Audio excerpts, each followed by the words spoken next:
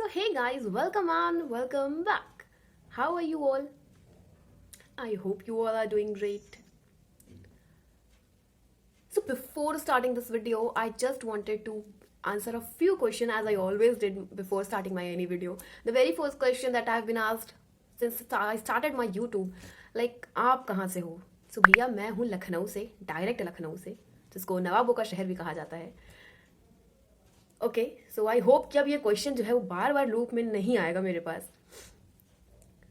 So the next question which I received during this time, like how to score exemption in EISSM. It's a very huge task for everyone, especially for the CA student who face the difficulty to read the EISSM. Even me too, when I was studying the. So the next question which I have received so much, like how to score exemption in EISSM.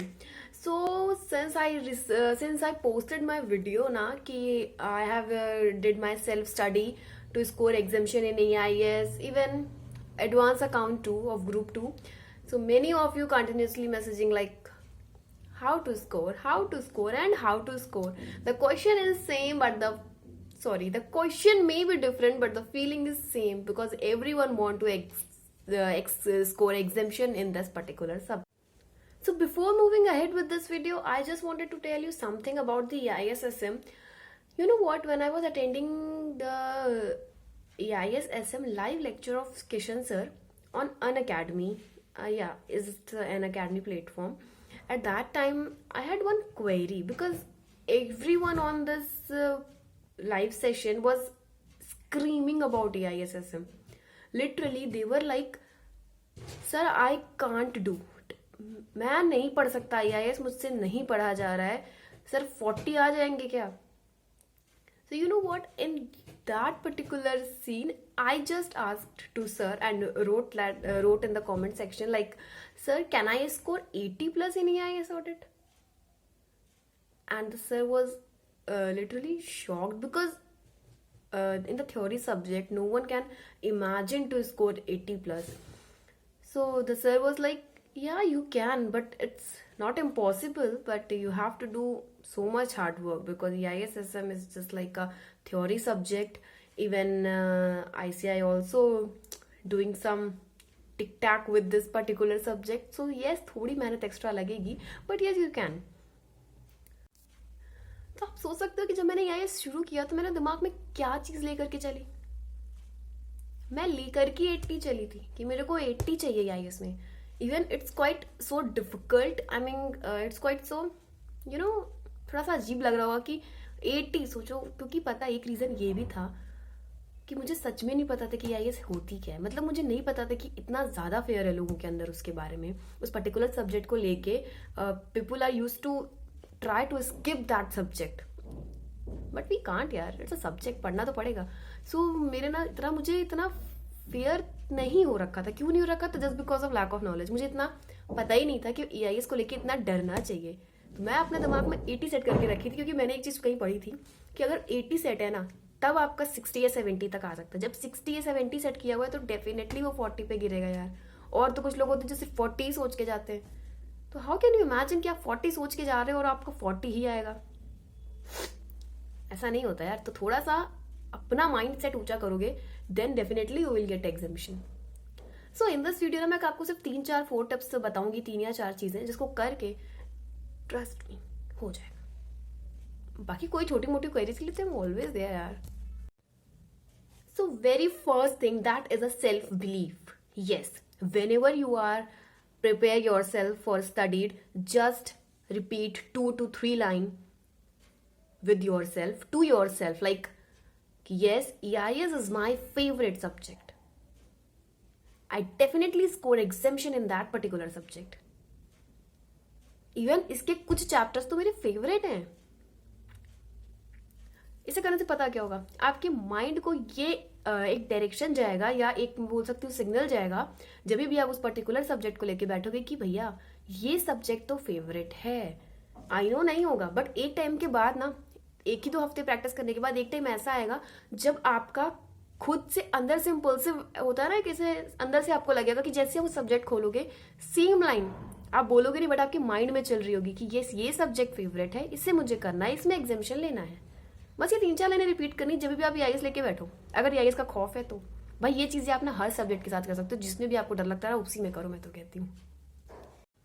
So second thing is that you just need to understand the concept.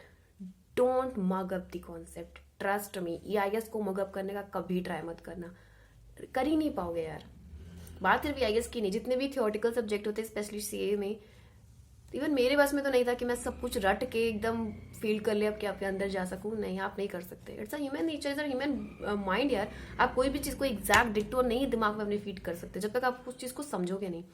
तो कभी भी mug up नहीं करना है, आपको चीज़ों को समझना है। एंड ट्रस्ट मी, जब मैं ये सब चीज़ें करती थी ना, तो 1-2 चैप्टर्स तो इवन आईएएस मेरे फेवरेट हो गए थे। मतलब उसमें इतनी, मतलब क्या बताऊँ, प्यारी प्यारी बातें थी ना, जैसे कि कंप्यूटर टर्मिनोलॉजीज में इतने सुंदर सुंदर चैप्टर्स, इतने सुंदर सुंदर टॉपिक थे कि मन करता था और पता करूँ उसके बारे में, अरे इतने से क्या होता है।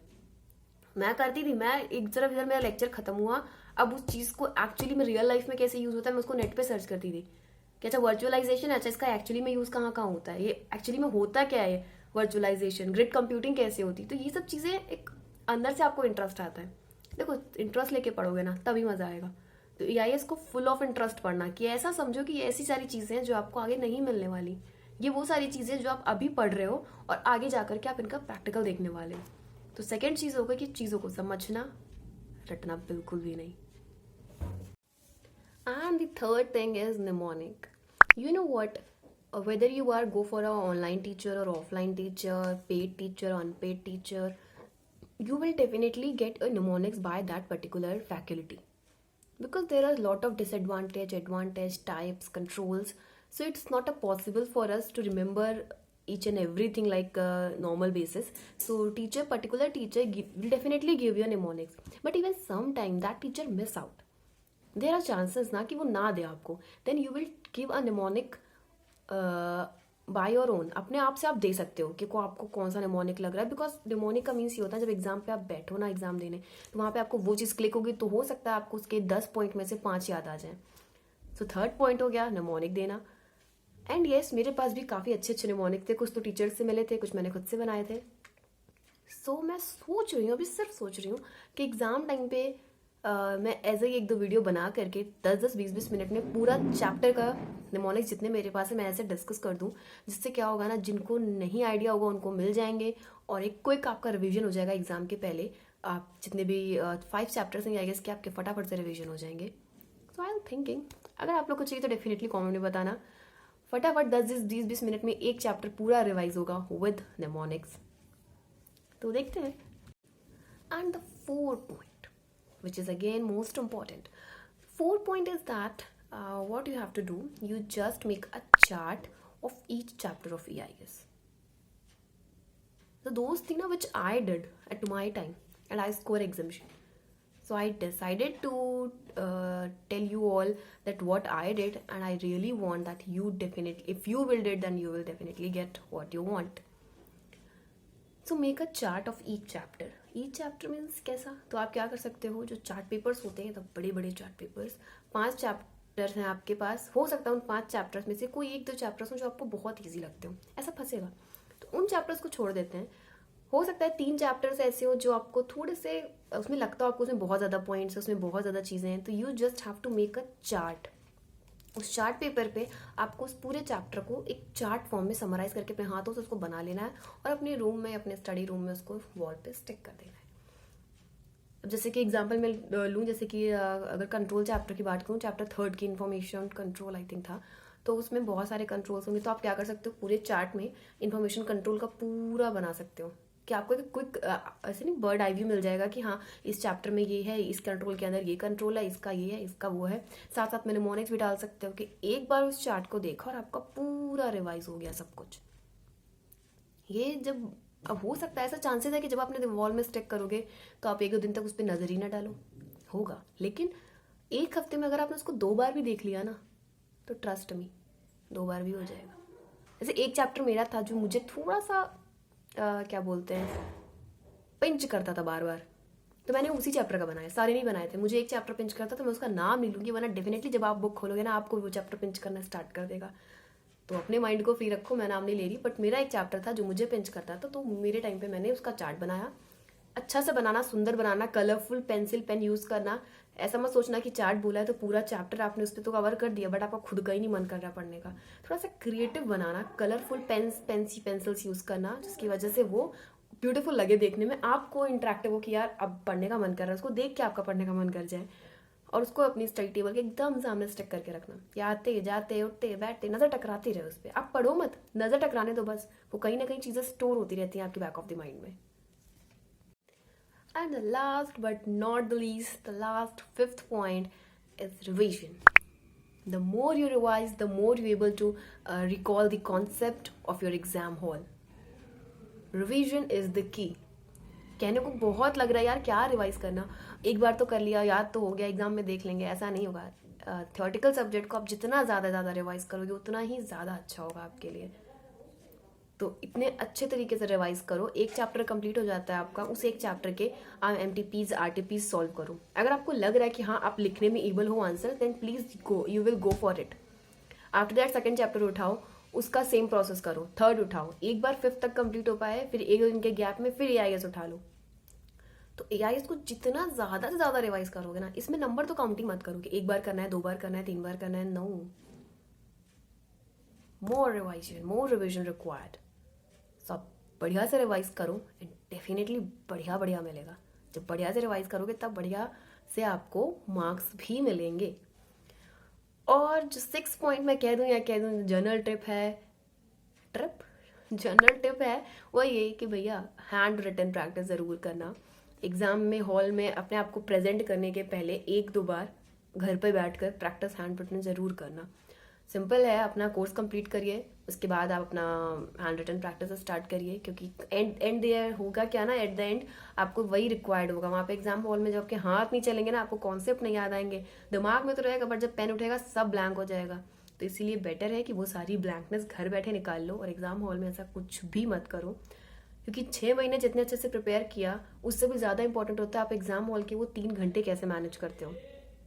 कुछ लोग नहीं अच्छे से पढ़ते बट उनको 3 घंटे इतने इफेक्टिवली मैनेज करते हैं कि वो ज़्यादा नहीं तो 40 तो मैनेज कर ही ले जाते हैं। बट कुछ लोग 6 महीने इतना हार्ड वर्क करते हैं बट स्टिल अगर वो 3 घंटे खुद को नहीं संभाल पाए तो फिर 33-34 ऐसे रह जाता है। So I would suggest you all कि प्लीज़ हैंड रिटन प्रैक्टिस करना। एज आई ऑलरेडी मैंशनड कि मैं एक बार मुझे अटेम्प्ट लगा था ग्रुप 2 में, then I got the EIS में मुझे पता है कितना मिला था, 33 मार्क्स मिला था फर्स्ट अटेम्प्ट में। अब क्या लगता है आपको, क्या मैंने जो आपको बताया इसमें से मैंने कुछ छोड़ा था? मैंने सब कुछ किया था, ये जितनी भी चीज़ें आपको बताई ना ये सब हुई थी। बस 2 चीज़ें ऐसी थी जो मैंने नहीं की थी due to the lack of time, जानबूझ के नहीं की थी, मेरे पास टाइम कम था, इसलिए मेरी हैंड रिटन प्रैक्टिस में थोड़ी सी कमी हो गई थी। आई बिलीव, आई मानती हूँ ऐसा हुआ था। और दूसरी चीज़ वो ये हुई थी कि टाइम की कम होने की वजह से मेरे मल्टीपल रिविजन नहीं हो पाए थे। तो रिविजन बहुत सारे ना हो पाने की वजह से और मैं बहुत ज़्यादा हैंड रिटन प्रैक्टिस नहीं कर पाई थी क्वेश्चंस की, इस वजह से वहाँ पे मुझे कॉन्सेप्ट याद आ रहा है, सब याद आ रहा है, बट जो आंसर ICI चाहता है, जो उसकी बुक के वर्ड्स हैं, की वर्ड्स हैं, वो मैं मिस आउट कर गई थी। तो मैंने उस चीज़ को दोबारा अप्लाई किया एंड आई गॉट 61 या 62 मार्क्स मुझे EIS में मिला है इस टाइम। सो ये 33 से 61 टू 62 मार्क्स का जो गैप था, जो जर्नी थी, जो मेरी लर्निंग थी, वो मैंने आपके साथ शेयर किया। I hope you will definitely apply these small point in your study schedule and you will definitely ace with your exams. So very all the best. And हाँ, मुझे किसी ने रिक्वेस्ट किया था कि ये स्ट्रैटेजी बताइए 3 मंथ के लिए CA इंटर ग्रुप 1 की। सो डेफिनेटली इसके बाद मैं उसी के ऊपर आऊँगी।